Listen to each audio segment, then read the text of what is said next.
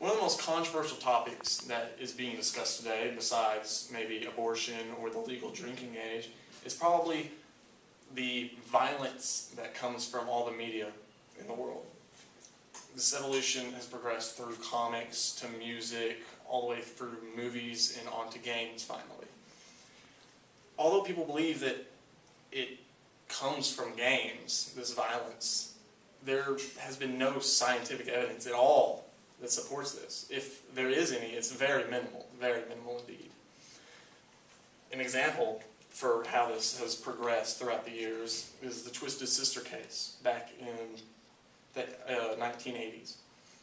The PMRC, or the Parents Music Resource Center, tried to put a label on music cases saying that it was too mature for children. And the lead singer from Twisted Sister, along with many other bands, went to testify against this, saying that it went against the First Amendment rights. Dr. Ferguson says that this progression can be defined as the moral panic idea, which states that when there's a problem in the world, people try and find an issue that it can wrap around to blame it on. But they don't really look into the statistics of it. They just panic and boom, there's an explanation. But 68% of gamers are over the age of 18, and the average age of the gamer is about 30. I got this from the Entertainment Software Association, and what people want you to believe about this is the desensitization to gaming.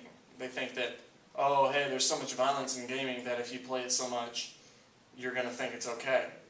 It's not entirely true, because instead of causing anger, games are more like an outlet. You put in your anger into the game, and then when you're done playing, you're like mellow and yeah, I'm fine now. That's what people don't really understand. And instead, people know in their minds that it's a video game. They're not stupid. Most of them are over the age of 30. So I don't understand how people think that it's the video game's fault. And another thing is that scientists don't really take into mind all of the different levels of aggression they use throughout the studies that they did. Level could be someone getting punched, and that's boom, that's violent. And then another one could be you throw a grenade, blow up a whole civilization. They put in the different levels of it, and then they base a study off of it, and then say, there was a connection.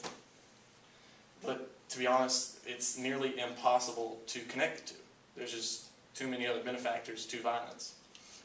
Even the Supreme Court agrees that it's not really video games causing it. They said these studies have been rejected by every court to consider them, and with good reason.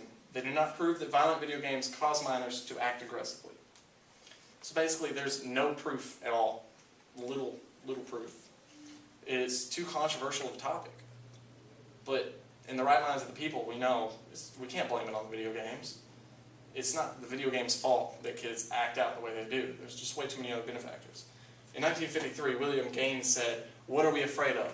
Are we afraid of our own children? Do we forget that they are citizens too and entitled to the essential freedom to read?